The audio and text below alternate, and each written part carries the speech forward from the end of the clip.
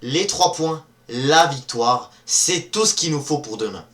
Salut à tous, aujourd'hui on se retrouve pour faire cet avant-match entre Arsenal et Manchester City, match qui va se jouer demain. Ça va être une énorme rencontre. Et ce match-là, ce qu'il faut face au rival, il faut qu'on le gagne. C'est tout ce qu'il nous faut, surtout que là on a vu Liverpool s'imposer tout à l'heure contre Bournemouth. Donc il faut vraiment pas rater notre chance pour gagner notre match aujourd'hui. Ça peut être très grave hein, si on perd des points encore une fois. Là. Mais là en tout cas c'est sûr que là avec...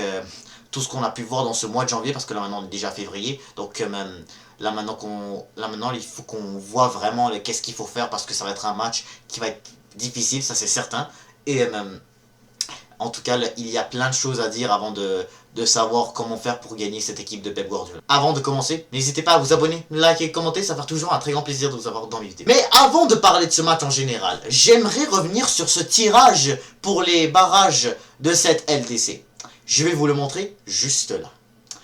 Nous avons en fait un match en 16e de finale. En fait, on peut appeler ça 16e de finale. Mais comme je dis littéralement, c'est un 8e de finale. Mais comme avant le vrai 8e de finale en fait. C'est ça le truc. Hein. Parce que là, comme vous voyez, nous avons le Paris Saint-Germain. Ils affrontent Brest.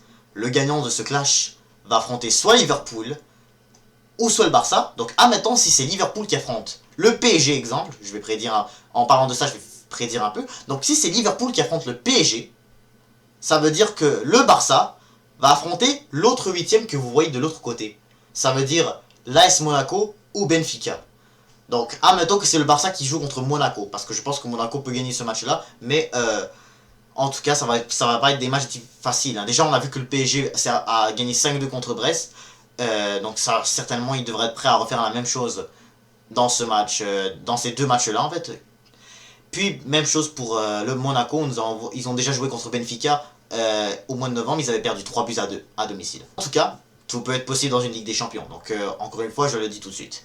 Mais là, ensuite nous avons un clash entre le Dortmund et Sporting, et l'Atalanta et, comment ça s'appelle Bruges, ouais, Bruges et Atalanta. Et le gagnant de ces deux équipes-là. Et le gagnant, en fait, d'affronter soit Aston Villa, soit Lille. Donc ça veut dire, si admettons dans ce match entre Bruges et l'Atalanta, si c'est l'Atalanta qui gagne, parce que je pense que c'est eux qui va gagner, ils vont affronter soit Lille, admettons c'est Lille, ça veut dire que Aston Villa va affronter le gagnant de l'autre match là, entre Dortmund et Sporting. Donc je pense que c'est Dortmund qui s'imposera. Je pense que Aston Villa affrontera le Borussia Dortmund. Ensuite, nous avons Manchester City qui affronte le Real Madrid, encore une fois. Et ouais, bah, en tout cas, c'était sûr que ça allait être entre le Bayern ou le Real. Mais là, c'était bien le Real, encore une fois, qui va jouer contre Manchester City pour la 4e fois consécutive. Hein. Demi-finale en 2022, demi-finale en 2023, quart de finale en 2024. Et là, maintenant, nous avons un barrage entre ces deux clubs-là. Et en plus, en 2020, on avait aussi un 8e de finale entre ces deux clubs-là, une qualification de City. Mais ensuite... qu'est-ce qu'il faut se rappeler de cette belle rencontre? C'est que là, en fait, là, les deux clubs sont en train de vivre ils sont pas en tout cas en top forme, surtout le Real, ils ont perdu aujourd'hui contre l'Espagnol de Barcelone. Et là, maintenant, on va voir est-ce que City... Et là, maintenant, City commence un peu à reprendre les victoires, malgré le fait qu'ils aient perdu contre le Paris Saint-Germain. Et là, maintenant, ils sont play-off vraiment à ça d'être éliminés. En tout cas, c'est sûr que là, City n'a pas affronté des gros, hein, contrairement à ce mois de février, parce que non seulement ils vont nous affronter demain, mais par la suite, ils vont affronter le Real, Newcastle United, Liverpool, Tottenham, Nottingham, ça va être pas facile. Hein. Ça va être pas facile ce mois de février pour les hommes de Pep Guardiola. Et bien sûr, le gagnant de City Real, bah enfin, il va affronter l'Atlético Madrid ou, comment ça s'appelle, Leverkusen, ouais. Donc moi, je pense que ça va être l'Atlético qui va gagner. Moi, je pense que ça va être même... admettons c'est l'Atlético, je pense que c'est le Real qui va gagner. On pourrait littéralement voir un Madrid derby en 8e de finale. Et sinon, admettons si c'est City gagne, parce que je vais dire l'option de si City gagne, comme vous voyez dans le barrage, parce que là vous voyez que nous on est en dessous. Donc admettons exemple, on pourrait peut-être croiser City en quart de finale, hein, si bien sûr City gagne le Real, plus gagne l'Atlético ou Leverkusen, ils se retrouvent en quart, ils vont faire face à nous qui gagnent nos matchs, en tout cas on va arriver à nous par la suite. Donc là voilà, donc moi je pense que le Real va gagner et jouera l'Atlético Madrid. Ensuite de l'autre côté, bah, ça veut dire que Leverkusen va sûrement affronter... soit le Bayern ou soit le Celtic, dont moi je pense que ça sera le Bayern, les hommes de Vincent Kompany. Et puis, nous avons, nous les Gunners, qui vont affronter soit Juventus, soit l'AC Milan, soit le PSV ou soit Feyenoord. Donc, si on gagne, donc en fait non, gagne en tout cas, là on est en 8e.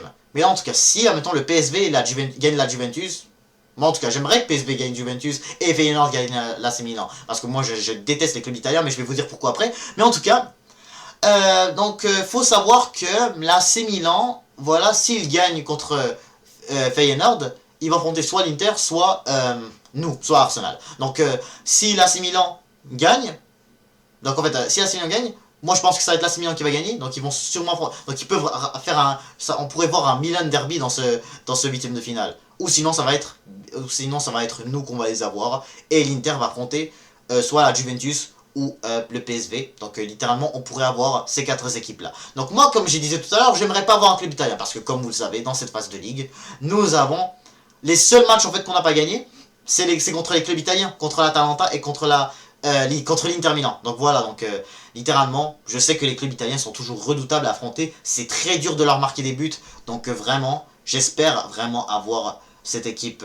J'espère que ça pourrait être une équipe comme le PSV Eindhoven ou Rotterdam. Surtout le PSV, on leur a mis 4-0 la saison dernière en phase de groupe. Donc moi je pense, donc littéralement, un club hollandais, ça pourrait vraiment, ça m'arrangerait vraiment hein, en tant que supporter des Gunners, parce que vraiment je veux pas avoir encore une fois du mal à marquer, même si que la Juventus ne sont, même si que si vous me dites de choisir entre l'Inter et la Juventus, si c'est les deux qui, pas l'Inter mais l'AC Milan et la Juventus, si vous devez me dire de choisir entre l'AC Milan et la Juventus, c'est sûr que moi je pense vous répondre à la Juventus, malgré qu'ils sont bons, eux aussi ils ont des très bons attaquants, mais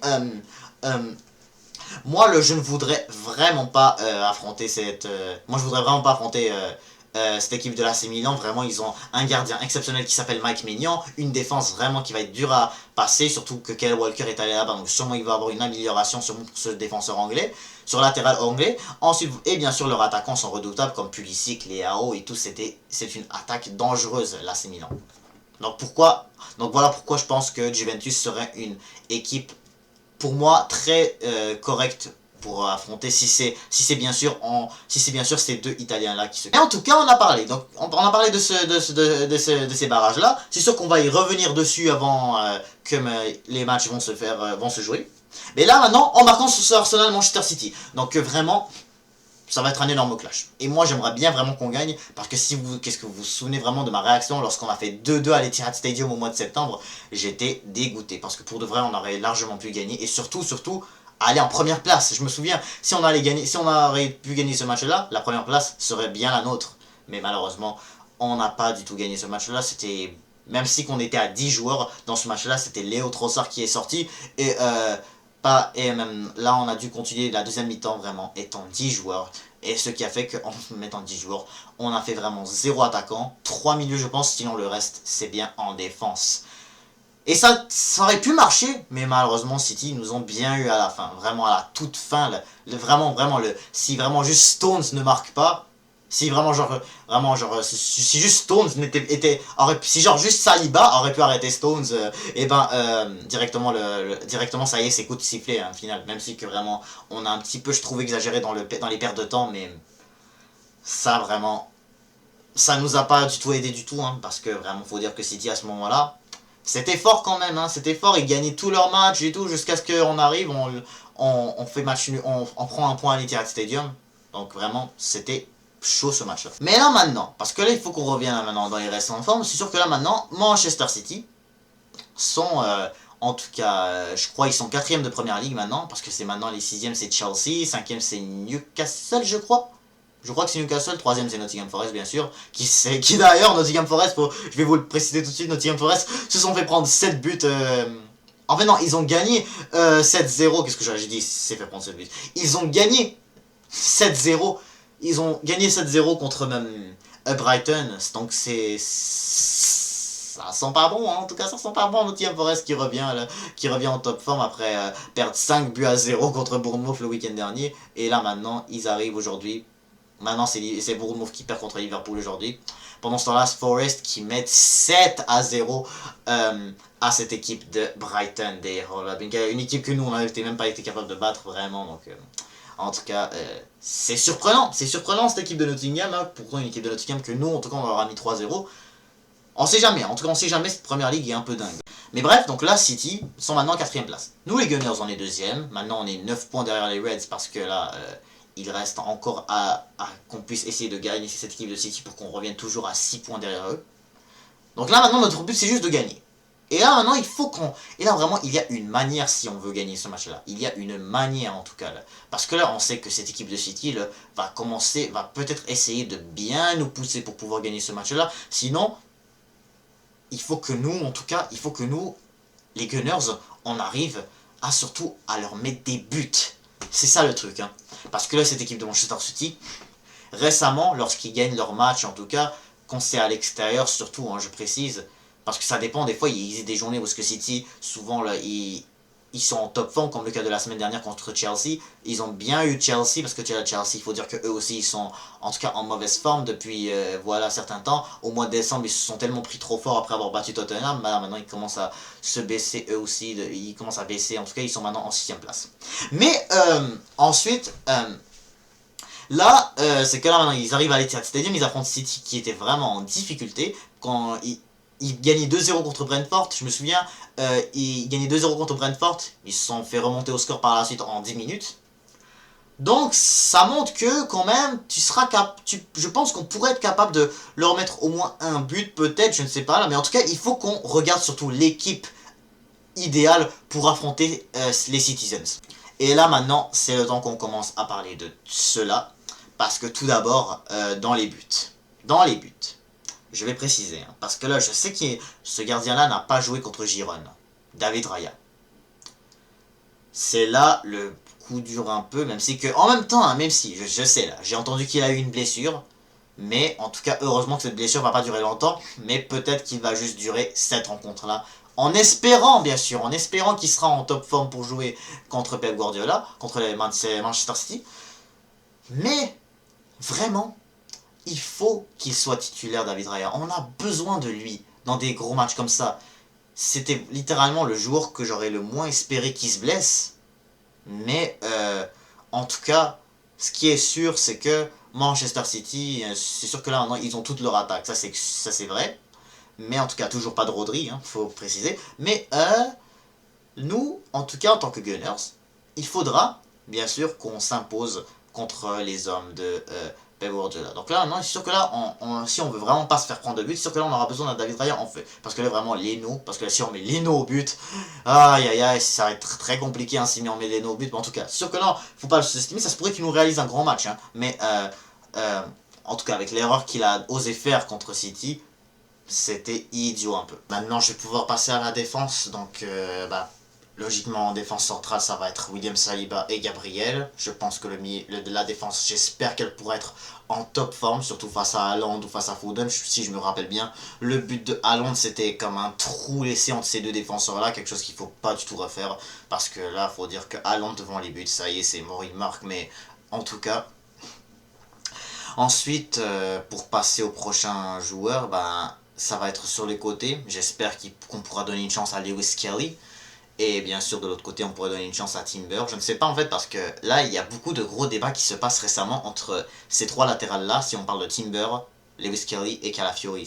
C'est bizarre, hein, parce qu'il faut dire que les trois, pour l'instant, ils sont bons. Hein. Même Timber, je le trouve intéressant en tout cas. Mais c'est sûr que, en tout cas, faut dire que même... si, admettons, on met Ethan Nwaneri dans le match, de notre côté là, c'est sûr que pour moi, je trouve que ça va être une meilleure... et ça serait une meilleure idée de rajouter avec lui Lewis Kelly, hein, parce que je trouve que quand les deux ils sont là, si admettons on met Lewis Kelly, parce que je sais pas si c'est possible si on peut mettre Lewis Kelly à droite, parce que souvent il joue à gauche, mais même si on peut le mettre à droite, et que là on voit un Lewis Kelly, Odegaard, Nwaneri, ça pourrait être énormément choquant, hein. Faut le dire, ça pourrait être un chemin qui pourrait peut-être beaucoup aider. Hein. Mais en tout cas, on va revenir plus tard pour les autres. Là maintenant, voilà, j'ai dit, je vais penser à Lewis Kelly parce que je pense pas que, je suis pas sûr si ce serait une si bonne idée de mettre Calafiori à droite parce que pour de vrai, même Calafiori, franchement, il est très très bon lui aussi. Hein. Il a marqué un but qui n'a pas compté contre nous malheureusement, mais en tout cas, faut dire que Calafiori, vraiment, il est utile lorsque... Des fois, il laisse très rarement des choses passer. Hein. Donc, moi, là, je trouve que vraiment, là, ayant un joueur comme lui, c'est sûr que même si, admettons, en Ligue des Champions, tu tombes face à la Juventus ou à l'AC Milan, sûr, avoir un défenseur italien, ça pourrait beaucoup aider. Mais en tout cas, par la suite, bien voilà, j'ai vu la défense. Donc, vraiment, tu mets Calafiori. Si c'est pas Lewis Kelly, c'est Calafiori. Hein. Donc, J'espère que vraiment c'est Calafiori et tout, j'espère que Calafiori, parce qu'il faut dire que, n'oublions pas que son premier but pour Arsenal était bien face à Manchester City, sa frappe qu'il a fait, incroyable, je vous l'ai même montré, hein, mais en tout cas, c'est sûr que Calafiori fait vraiment une bonne saison avec nous. Donc moi je pense qu'on devrait vraiment le laisser, on devrait vraiment peut-être lui donner une chance. Mais c'est sûr que vraiment, entre les trois qu'on a dit, Timber, Lewis Kelly, Calafiori, franchement, ça va être très dur à placer. C'est sûr que vraiment, si c'est sûr que là, on va pas mettre les trois, ça c'est sûr, parce que quand même, Calafiori, Gabriel et Saliba, c'est sûr que ça reste ça à défense centrale. Mais quand même, si admettons je sais pas, est-ce que si on met un, est-ce que l'autre pourrait jouer à droite? Parce que franchement, je serais pas mauvais, je serais pas vraiment mauvais à ce qu'on met Lewis Kelly et comment ça s'appelle? Et William. Non, et le. Comment ça s'appelle? Les Calafiori. Si on peut mettre les deux, je pense que ce serait mieux faire comme ça. Hein. Parce que Timber, écoute, je me sens mal un peu de laisser Timber de côté parce que lui aussi, il est quand même bon. Mais comme, en même temps, Lewis Kelly, vraiment, il est incroyable.